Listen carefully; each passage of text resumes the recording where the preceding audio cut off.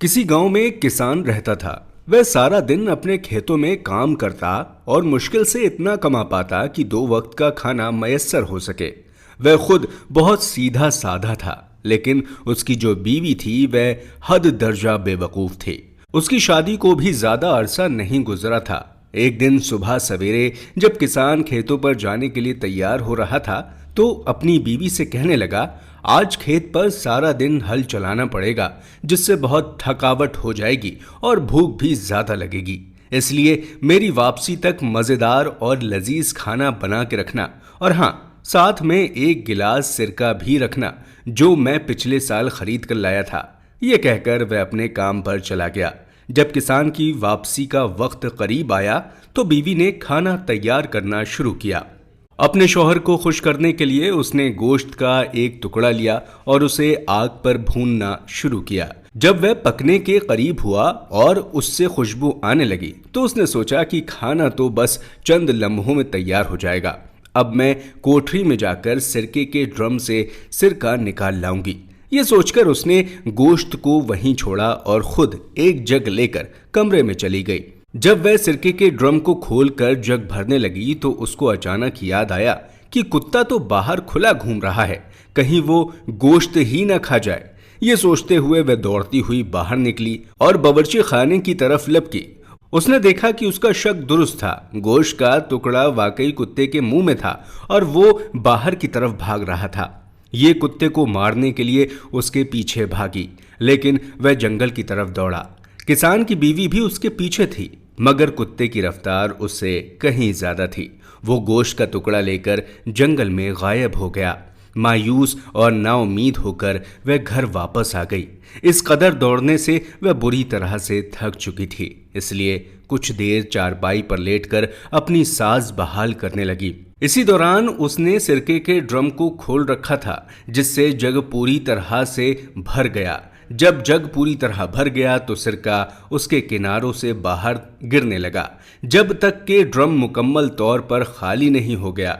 कुछ देर के बाद जब किसान की बीवी को सिरके के ड्रम का ख्याल आया तो वह अचानक उठी और कोठरी की तरफ भागी, मगर उस वक्त तक ड्रम मुकम्मल तौर पर खाली हो चुका था। ये देखकर वह परेशान हो गई कि अब क्या होगा। जब ये सब कुछ उसके शौहर को पता चलेगा, फ्रस्ट्रेशन के आलम में वह वहां खड़ी सोचती रही कि अब क्या करें। अचानक उसकी नजर आटे की एक बहुत बड़ी बोरी पर पड़ी, जो कि उसका शौहर चंद दिन पहले ही चक्की से खरीद कर लाया था। वह बोरी देखते ही उसके सीधे सीधे जहन में तरकीब आई कि अगर वह ये आटा फर्श पर बिखेर दे तो ये सारा सिरका जज्ब कर लेगा और फर्श अच्छी तरह से साफ हो जाएगा। उसने अपने आप को शाबाशी दी और बोरी खोलकर आटा फर्श पर बिखेरने लगी। इसी दौरान उसका पांव सिरके के जग से टकराया, जो ड्रम के नीचे पड़ा था। जग भी उलट गया और उसके अंदर का सारा सिरका भी बह गया। वो मजीद परेशान हो गई और बाकी का सारा आटा भी फर्श पर बिखेर दिया, ये सोचते हुए कि अब सब कुछ ठीक हो जाएगा। जब किसान घर लौटा तो उसे शदीद भूख लगी थी। उसने आते ही पूछा कि आज खाने में क्या पकाया है। बीवी मुस्कुराहट के साथ बताने लगी, मैंने आग पर तुम्हारे लिए मजेदार गोश्त भूना है, मगर कुत्ता लेकर भाग गया। जब मैं उसको मारने भागी तो ये सिरका बह गया। अब मैंने आटे की मदद से कमरे का सारा फर्श साफ कर दिया है और अब वह कमरा बहुत साफ सुथरा नजर आ रहा है। तुम्हें परेशान होने की कोई जरूरत नहीं है। उसकी ये बात सुनकर किसान ने अपना सिर पीट लिया और परेशान होकर कहने लगा, ओ बेवकूफ़ औरत, तुमने ये सब क्या कर दिया? तुमने गोश्त को चूल्हे पर क्यों छोड़ दिया और फिर सिरके का ड्रम भी खुला छोड़ दिया? चलो वो तो हुआ, तुमने तो सारे आटे का भी सत्यानाश कर दिया। उसकी बात सुनकर बीवी भी तेज लहजे में बोली, अब मैं क्या करूं? ये सब कुछ तो तुम्हें पहले बताना चाहिए था ना कि क्या गलत है और क्या सही। किसान जानता था कि उसकी बीवी कम अक्ल है, लेकिन उसके साथ झगड़ा करना मुनासिब नहीं समझा। उसने सोचा कि अब मुझे खुद ही ख्याल रखना होगा। ये सोचकर वह खामोश हो गया और उस दिन उन्होंने आलू बटोरे खाए और पेट भर लिया। कुछ दिन ऐसे ही गुजर गए और कोई खास वाकया पेश नहीं आया। किसान अब बाहर जाने से पहले सब कुछ अपनी बीवी को समझाकर हिदायत देकर जाता। एक दिन किसान ने अपने खेत में एक तरफ उगे हुए पुराने दरख्त को काटा तो जड़ में से कुछ सोने के सिक्के मिले। वो खुश था कि अब जरूरत के वक्त वो उनको इस्तेमाल कर लेगा और कोई परेशानी नहीं होगी। उसने सोचा कि सोने के इन सिक्कों को किसी जगह पर छुपा दिया जाए, मगर उसे अपनी बीवी की तरफ से भी खतरा था कि कहीं वो उसका राज खोल न दे। ये सोचकर उसने अपनी बीवी को कहा कि देखो, ये मेरे पास पीले रंग के कुछ बटन हैं, ना तो तुम उनके करीब जाओगी और ना ही इन्हें छुओगी। बीवी ने यकीन दिलाया कि ठीक है, जैसा तुम कहते हो मैं वैसा ही करूंगी। मैं ना ही उनको वहां से निकालूंगी और ना ही कभी छुऊंगी। कुछ दिन बाद जब किसान खेतों पर गया तो गली में एक फेरी वाला आया। उसके साथ उसका एक मददगार भी था। वह गधों पर मट्टी से बने खूबसूरत नकश और निगार के बर्तन बेच रहा था। उसकी आवाजें सुनकर किसान की बीवी ने गली में झांका तो ये बर्तन देखकर उसका दिल ललचाने लगा। ये देखकर फेरी वाला पूछने लगा, क्या तुम ये बर्तन खरीदना चाहती हो? उसने कहा, हाँ, मगर मेरे पास इस वक्त रकम नहीं है। फिर कुछ सोचकर बोली कि क्या तुम इन बर्तनों के बदले पीले रंग के बटन लोगे? फेरी वाला उसकी ये बात सुनकर हैरान रह गया और पूछने लगा, कैसे पीले बटन? क्या तुम मुझे पीले बटन दिखा सकती हो? किसान की बीवी ने कहा कि वो पीले बटन मेरे शौहर ने एक डब्बे में डालकर सहन में दबा दिए हैं, मगर उसने मुझे मना किया है कि मैं उनको हाथ ना लगाऊं, इसलिए तुम खुद ही उन्हें वहां से निकाल कर देख लो। उसकी बात सुनकर फेरी वाला हैरान रह गया और फौरन सहन में जाकर वह जगह खोदने लगा जहां निशानदेही की गई थी। डब्बे के अंदर उसने सोने के सिक्के देखे तो उसकी आंखें खुल गईं। सारे सिक्के समेटकर जेब में डाले और उसके बदले किसान की बीवी को अपने सारे मिट्टी के बर्तन दे दिए और फौरन अपने साथी के साथ वहां से 9-2-11 हो गया। वो समझ गया कि ये औरत आला दर्जे की अहमक है, जिसे पीले बटनों और सोने के सिक्कों का फर्क भी नहीं मालूम है। किसान की बीवी ये सारे बर्तन हासिल करके बेहद खुश थी। वो समझ रही थी कि उसने फेरी वाले को लूट लिया है और चंद पीले बटनों के बदले इन्हें इतने सारे बर्तन मिल गए हैं। खुशी खुशी उसने वो सारे बर्तन घर में इधर उधर सजा दिए। थोड़ी देर के बाद जब किसान दोपहर का खाना खाने के लिए आया तो घर में इतने सारे बर्तन देखकर चौंक गया। हैरत से पूछा, अरे ये सब बर्तन कहाँ से आए हैं? बीवी ने मुस्कुराते हुए कहा, देखो ये कितने खूबसूरत बर्तन हैं, ये सब मैंने तुम्हारे उन फजूल बटन के बदले खरीदे हैं।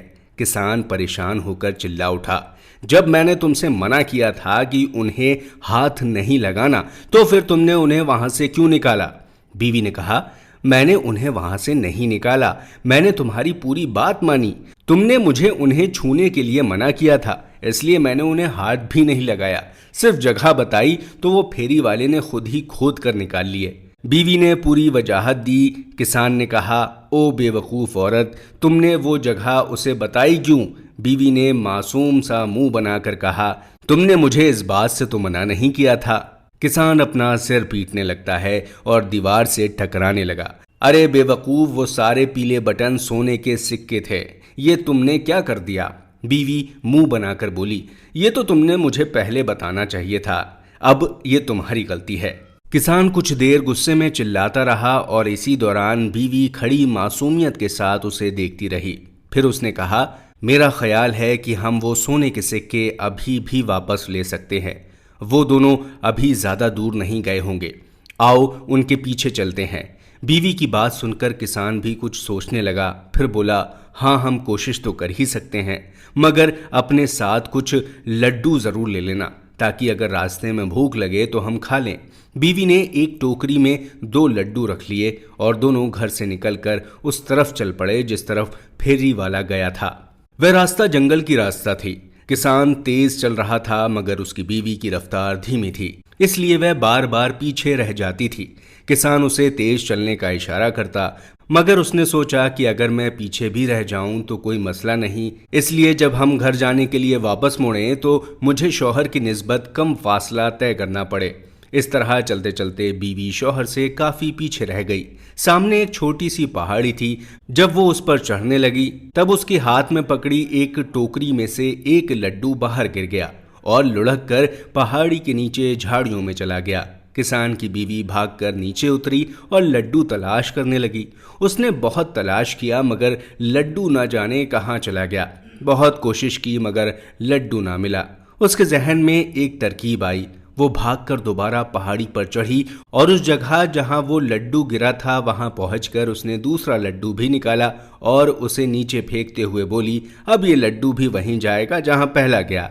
मैं इसके पीछे पीछे जाऊंगी और उसके साथ मुझे अपना पहला लड्डू भी मिल जाएगा। उसने दूसरा लड्डू भी फेंक दिया और खुद उसके पीछे भागी, मगर वो भी ना जाने कहाँ गिरकर गुम हो गया। अब दोनों लड्डू गुम हो चुके थे।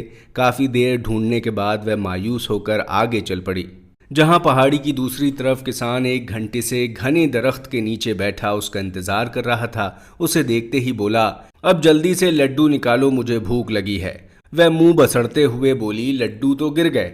किसान चीख उठा तो उसने कहा, एक लड्डू गिर गया था, दूसरा मैंने उसकी तलाश में उसके पीछे भेजा मगर वह भी ना जाने कहाँ खो गया। बीवी ने उसे सारी कहानी सुनाई तो किसान हैरान होकर बोला, तुम ऐसी बेवकूफ़ाना हरकतें इतनी अक्लमंदी से कैसे कर लेती हो। बीवी फिर से बोली, तुमने मुझे इस बारे में भी नहीं बताया था। किसान लाजवाब सा हो गया। फिर अचानक कुछ देर सोचकर पूछा, मुझे उम्मीद है कि घर से निकलते वक्त बैरून दरवाजे बंद करके आई होगी। उसने कहा, नहीं, मैंने तो दरवाजा बंद नहीं किया था क्योंकि तुमने मुझे तवज्जो ही नहीं दिलाई। उसकी बात सुनकर किसान परेशान हो गया और गुस्से से चीखा, इससे पहले कि हम मजीद आगे जाएं तुम घर वापस जाओ, दरवाज़ा बंद करके उसे ताला लगा कर आओ और हाँ, आते हुए खाने के लिए भी कुछ लेकर आना। वो फौरन घर की तरफ भागी और उसने ऐसा ही किया जैसा कि उसके शौहर ने कहा था। खाने के लिए उसने बादाम की एक थैली उठाई और पीने के लिए पानी की एक मशकी। उसके बाद उसने बैरून दरवाजे को ताला लगा दिया और वापस चल पड़ी। अभी 2 कदम ही उठाए थे कि सोचा शायद शौहर फिर एतबार न करे कि ताला लगाए बगैर ही वापस आ गई हूँ, इसलिए मुझे सबूत अपने साथ लेकर जाना चाहिए। ये सोचकर उसने जोर लगाया। जब वह पहुंची तो शौहर दरवाजा उसके सिर पर देखकर हैरान हो गया और पूछा, ए अक्लमंद औरत, ये क्या है। बीवी चीख कर बोली, तुम मुझे बेवकूफ़ समझते हो ना, मगर देखो मैं कितनी अक्लमंद हूँ। मुझे इल्म था कि तुम मेरी बात पर यकीन नहीं करोगे, इसलिए मैं पूरा दरवाज़ा ही साथ लेकर आई हूँ। अब खुद देख लो कि मैंने इसमें ताला लगा दिया है। किसान लाल पीला होकर बोला, घर में कोई घुस जाएगा। तो बीवी बोली, घर में कोई कैसे दाखिल हो सकता है, दरवाज़ा तो मेरे पास है। ये कहकर बीवी ने आंखें घुमाई और शौहर ने फौरन समझ लिया कि इससे मजीद बहस करना ठीक नहीं है, इसलिए वो बोला, हाँ, बाकी तुम अहमक नहीं बल्कि बहुत अक्लमंद हो चुकी हो। ये दरवाज़ा तुम लेकर आई हो, इसलिए अब तुम ही इसे अपने सर पर उठाओगी। ये कहकर वो आगे चल पड़ा। बीवी ने दरवाज़ा दोबारा सर पर उठा लिया और साथ ही बादाम वाली थैली और पानी की मशकी थाम ली।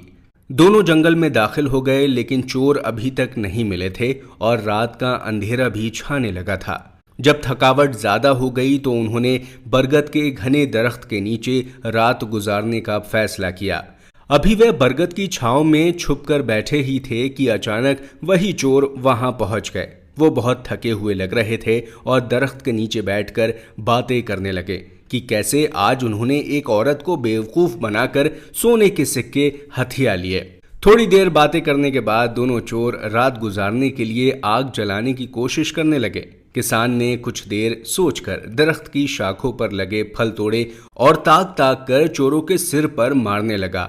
दोनों चोर इस अचानक हमले से बुरी तरह घबरा गए। किसान और उसकी बीवी चोरों को भागते हुए देखकर दरख्त के नीचे उतरे और खुशी से चोरों का सारा सामान जमा कर लिया और उन्हें अपने सोने के सिक्के भी वापस मिल गए। दोनों ने चोरों का छोड़ा हुआ सामान समेटा और घर की तरफ वापस चल पड़े। दोस्तों, कभी कभी बेवकूफ़ी भी इंसान के काम आ जाती है। उम्मीद है आपको हमारी आज की ये कहानी बेहद पसंद आई होगी। अगर आपको ये कहानी अच्छी लगी हो तो इसे अपने दोस्तों तक ज़रूर शेयर